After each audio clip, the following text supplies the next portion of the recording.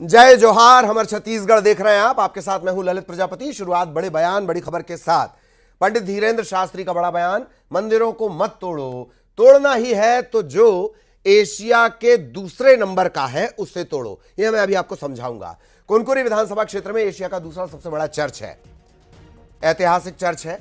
इसे लेकर उन्होंने बात कही है। सीएम विष्णुदेव साय का विधानसभा क्षेत्र है कुनकुरी, इसे लेकर यह बड़ी बात कही गई। एशिया के दूसरे नंबर का चर्च महागिरिजा, गिरजाघर यानी चर्च, इसे महागिरजा भी कहा जाता है। लोगों के लिए इसे सन 80 के आसपास खोला गया। ऐतिहासिक है ये और बेहद खूबसूरत है ये। इस चर्च को लेकर पंडित धीरेंद्र शास्त्री ने यह बात कही है।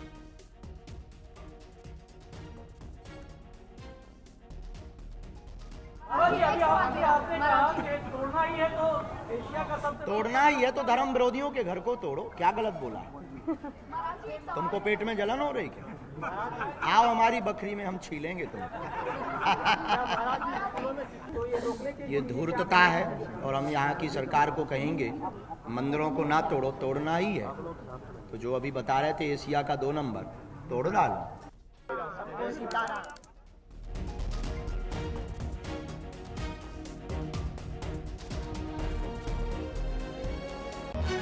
पंडित धीरेंद्र शास्त्री, बड़ा बयान। लोकसभा चुनाव भी आ रहे हैं। बाबाओं और चुनाव, इनकी गजब जुगलबंदी देश में नई नई है। खैर, विश्व शुक्ला रायपुर से हमारे सहयोगी इस वक्त हमारे साथ जुड़े हुए हैं। विश्व के पास आपको लिए चलते हैं और ये एक बड़ा बयान धीरेंद्र शास्त्री की तरफ से, और वो भी बिना चर्च का नाम लिए चर्च पर हमला। जी विशु। जी ललित, 5 दिन के जो है राम कथा कहने के लिए पंडित धीरेंद्र शास्त्री रायपुर आए हुए हैं और आज मीडिया से बात करते हुए उन्होंने कहा कि मंदिरों को मत तोड़ो, तोड़ना ही है तो जो एशिया का दूसरे नंबर का है उसे तोड़ो। तो नाम ना लेते हुए उन्होंने जसपुर के जो कुनकुरी में स्थित चर्च है उसकी बात की है। कल मुख्यमंत्री विष्णुदेव साय भी उनसे मिलने गए थे और इस दौरान उन्होंने मंच से कहा था कि जसपुर जिले में दिलीप सिंह जुदेव ने धर्म वापसी का एक अभियान चलाया था, जिसको लेकर जो है जसपुर जिला सुरक्षित है। नहीं तो यहाँ पर जो है चर्च, जो एशिया का दूसरे नंबर का बड़ा चर्च है, वहाँ जोरों पर जो है धर्मांतरण होता है। और जो विष्णुदेव साय ने कहा था कि जो दिलीप सिंह जुदेव हैं, उन्होंने जो है राजा होते हुए भी लाखों लोगों के जो है पांव धोकर हिंदू धर्म में जो है वापसी कराई थी। तो अब ये काम उनके बेटे प्रबल प्रताप जुदेव कर रहे हैं। तो ये पंडित धीरेंद्र शास्त्री का एक बड़ा बयान है, जहां उन्होंने नाम तो नहीं लिया है लेकिन सीधे सीधे इशारा उस चर्च पर ही किया है जो जसपुर के कुनकुरी में स्थित है। वहीं से जो मुख्यमंत्री विष्णुदेव साय हैं वो विधानसभा का चुनाव जीते हैं और लगातार हिंदू राष्ट्र की जो है वो बात पंडित धीरेंद्र शास्त्री के द्वारा उठाते रहे हैं। और आज भी उन्होंने इनडायरेक्टली बोला है कि जो है मंदिरों को नहीं तोड़ो, तोड़ना है तो उस दूसरे नंबर को तोड़ो जो एशिया का दूसरे नंबर का है। उन्होंने चर्च की बात की है। ललित जी जी, चलिए बहुत बहुत धन्यवाद आपका इस तमाम जानकारी के लिए। और विस्तार से हम जानकारी ले रहे थे। धर्मांतरण को लेकर ही अगली खबर है। धर्मांतरण को लेकर आचार्य धीरेंद्र कृष्ण शास्त्री ने बयान दिया। धर्मांतरण की वजह लोलुपता से भरी सरकार थी, लालच। धीरेंद्र शास्त्री ने चंदखुरी का नाम बदलने का सीएम को प्रस्ताव भी दिया है। उन्होंने इसका नाम कौशल्या धाम रखने का प्रस्ताव दिया। शास्त्री ने कहा कि इसके बाद वे जशपुर में कथा करने जरूर आएंगे।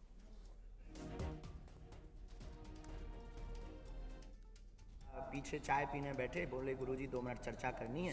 जब हम चर्चा करने बैठे तब यही कहा कि गुरुजी उनका कोई जिला है जसपुर जिला, जसपुर जिले के लिए उन्होंने प्रार्थना की कि आप कथा करने चलो। हमने उनसे 2 बातें की कि हम जसपुर कथा भी करेंगे, लेकिन उसके पहले आप एक काम करो, चंद्रपुरी का नाम बदल करके कौशल्या धाम रख दो। भारत में हम जाति गणना को बोल रहे हैं। भारत में जातिवाद की गणना, जातियों की गणना नहीं होनी चाहिए। गरीब कितने हैं इनकी गणना करो, परेशान कितने हैं इनकी गणना करो। हमारे वंश में भी तो कुछ गरीब हैं, आपके खानदान में भी तो गरीब है। 90% मार्क्स लाने वाला घर पे बैठा है। हमें बुराई नहीं है सबको, लेकिन जो वास्तविक गरीब है, जो वास्तविक परेशान है, उनकी गणना की जाए। जिनके मकान नहीं, तुम्हें जाति गणना करवानी है तो जिनके मकान नहीं उनकी गणना कराओ। इधर छत्तीसगढ़ के मुख्यमंत्री विष्णुदेव साय ने धर्मांतरण पर चिंता जताई। उन्होंने कहा कि पूर्व बीजेपी नेता दिलीप सिंह जूदेव ने घर वापसी का कार्यक्रम शुरू किया था और इसके चलते जशपुर जिला सुरक्षित है, अन्यथा वहां एशिया महाद्वीप का दूसरा बड़ा चर्च है। यहां पर बड़े पैमाने पर धर्मांतरण होता रहा। दिलीप सिंह जूदेव ने राजा होते हुए भी लाखों लोगों के पैर अपने हाथों से धोकर उनकी घर वापसी करवाई, तभी हम लोगों का जिला बचा है। आज उसी काम को दिलीप सिंह जूदेव के बेटे प्रबल प्रताप सिंह जूदेव आगे बढ़ा रहे हैं।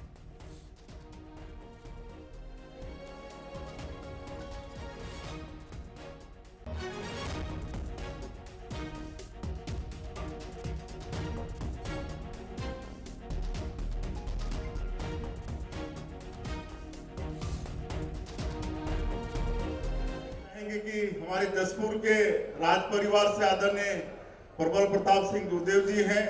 इनके पिताजी स्वर्गीय दिलीप सिंह जूदेव जी एक घर वापसी का कार्यक्रम चलाए, जिसके कारण हम लोगों का जिला जसपुर सुरक्षित है। अन्यथा वहां पर एशिया महाद्वीप का सेकंड लार्जेस्ट चर्च है, जोरों से धर्मांतरण होता है। स्वर्गीय दिलीप सिंह जूदेव जी ने राजा होते हुए भी लाखों लोगों का पैर अपने हाथ से धोकर उनको फिर से हिंदू धर्म में वापस लाए, तब हम लोगों का जिला बचा है। और आज उस काम को हमारे प्रबल प्रताप सिंह जूदेव जी आगे बढ़ा रहे हैं। और पंडित धीरेन्द्र शास्त्री के बयान पर कांग्रेस ने पलटवार किया। प्रदेश कांग्रेस के संचार विभाग प्रमुख सुशील आनंद शुक्ला ने बाबा के घर वापसी के बयान पर कहा कि कोरी बयानबाजी कर लोगों को भ्रमित न करें, धर्मांतरण के खिलाफ कानून बनाएं।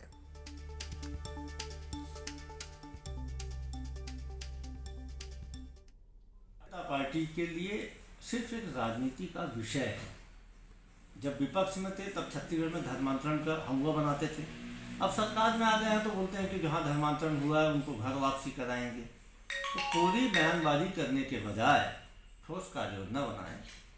सुप्रीम कोर्ट ने तो केंद्र सरकार से कोई निर्देश दिया था कि धर्मांतरण देश की राष्ट्रीय समस्या है, तो इस पर कोई ठोस कानून क्यों नहीं बनाते हैं।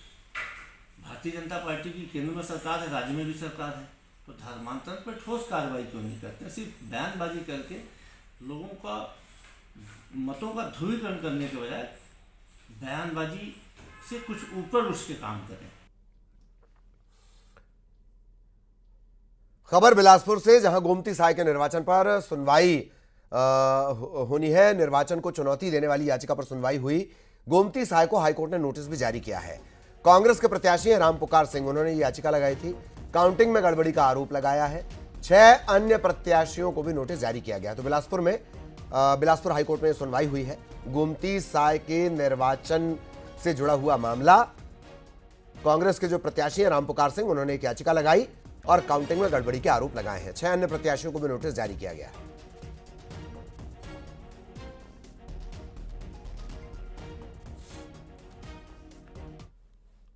और बीजेपी नेता अजय चंद्राकर ने पीसीसी चीफ दीपक बैज पर निशाना साधा। उन्होंने राहुल गांधी की भारत न्याय यात्रा को नौटंकी करार दिया। साथ ही आगामी लोकसभा चुनाव को लेकर कहा कि दीपक बैज पहले अपनी लोकसभा सीट पर ध्यान दे दें। घोषणा हुई विधानसभा के उस दिन के दीपक बैज जी के बयान को पढ़ लीजिए। चुनाव के परिणाम के बाद दीपक बैज जी के बयान को पढ़ लीजिए और अब उनके बयान को देख लीजिए। तीनों में अंतर आपको समझ में आ जाएगा। वो कोई भी बयान उसके खुद के नहीं होते, वो उसके बना देते हैं, उसमें उनके दस्तखत होते हैं। इसलिए पहले उनको अपना खुद का दृष्टिकोण विकसित करना पड़ेगा, तब उनके बात की विश्वसनीयता। इधर दुर्ग के वैशाली नगर विधानसभा सीट से बीजेपी के विधायक रिकेश सेन ने शहर में पैदल मार्च किया। बीजेपी विधायक ने तकरीबन 8 किलोमीटर तक वो पैदल चले, सुरक्षा व्यवस्था का जायजा लिया। गौरतलब है कि वैशाली नगर इलाके में पिछले दिनों छात्र की हत्या हो गई थी। इसके बाद विधायक खुद सड़क पर चले, सुरक्षा व्यवस्था का जायजा लिया, अपराधियों तक संदेश पहुंचाने की कोशिश की कि उनके घर पर बुलडोजर चल सकता है। कल से आपके ठेले में सामान दिखना नहीं चाहिए। मैं भूल जाऊंगा कि आप लोग गरीब हो, मेरे को कोई मतलब नहीं है। वैशाली नगर विधानसभा बनाना होगा। आज हमने तय किया है, शिवम की हत्या हुई है, आपराधिक तत्वों ने उनकी हत्या की है। कहीं ना कहीं दिल दहला देने वाला विषय था।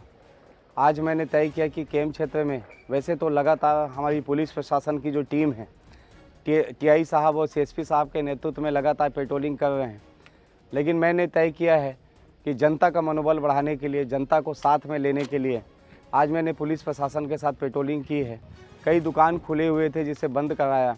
9:30 बजे के बाद कोई भी दुकान अब खुली नहीं मिलेगी। कहीं पे भी सिगरेट और गुटखा की कहीं पे भी कोई बिक्री नहीं होगी। इधर जगदलपुर में हुआ है न्यूज 18 की खबर का बड़ा असर। यहां एक मां पर केस दर्ज किया गया। वो मां जो अपने नवजात बच्ची को खेत में चूहे के बिल के पास छोड़कर चली गई थी। इतना ही नहीं, इस मां ने बच्ची के ऊपर मिट्टी भी डाल दी ताकि बच्ची को कोई देख ना पाए। हालांकि बच्चे की रोने की आवाज सुनकर आसपास के लोगों ने तत्काल उसे बाहर निकाला, उसका इलाज शुरू करवाया। बच्ची की हालत खतरे से बाहर है। पुलिस ने केस दर्ज कर लिया है, पड़ताल शुरू कर दी है। कोरबा में अवैध निर्माण पर बुलडोजर चला है। सरकारी जमीन से बेजा कब्जा हटाया गया है। राताखार मार्ग पर यह अवैध निर्माण हुआ था। पावर हाउस रोड पर निगम ने कार्रवाई की है। राजस्व और निगम के अमले ने यह बड़ी कार्रवाई की है।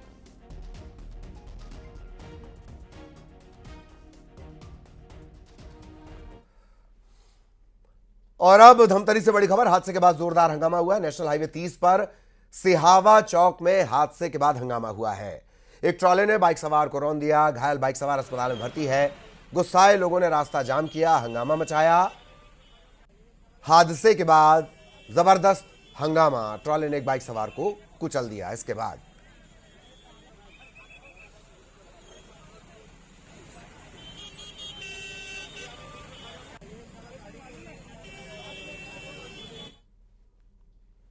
बलरामपुर में लाखों रुपए के धान घोटाले का मामला सामने आया है। इसे लेकर केस दर्ज किया गया है। मामला डोंगरो धान उपार्जन केंद्र का है। 3,699 बोरी धान यहां पर कम मिला है। इसके बाद डोंगरो के समिति प्रबंधक और कंप्यूटर ऑपरेटर के खिलाफ एफआईआर दर्ज की गई है। शुरुआती जांच से पता चलता है कि तकरीबन 33 लाख रुपए के धान की गड़बड़ी हुई है। चलगली थाना इलाका लगता है। चलगली पुलिस इस मामले की पड़ताल कर रही है। बलरामपुर के द्वारा एक लिखित आवेदन थाना चलगली में दिया गया था कि जो डोंगरो धान खरीदी केंद्र है उसमें जो स्टॉक का मिलान किया गया और एक्चुअल में जो सत्यापन के पश्चात पाया गया उसमें कुछ बोरी जो धान थी उसमें अंतर पाया गया। तो इस आधार पर समिति प्रबंधक जयप्रकाश गुप्ता और जो कंप्यूटर ऑपरेटर है अंकित गुप्ता, उनके खिलाफ अपराध पंजीबद्ध किया गया है। अभी अपराध 420 का पंजीबद्ध किया गया है। इसके बाद तस्दीक कर उस पर गिरफ्तारी की कार्रवाई की जाएगी। जगदलपुर में 104 क्विंटल अवैध धान जब्त किया गया और इससे खरीदी केंद्रों पर खपाने की तैयारी थी। पड़ोसी राज्य उड़ीसा से यह धान लाई गई थी। तहसीलदार और डीओ ने जांच के दौरान यह अवैध धान पकड़ा है। वैध दस्तावेज नहीं थे, लिहाजा धान जब्त कर ली गई। मामला बकावंड ब्लॉक के टलनार नगर ग्राम पंचायत का है।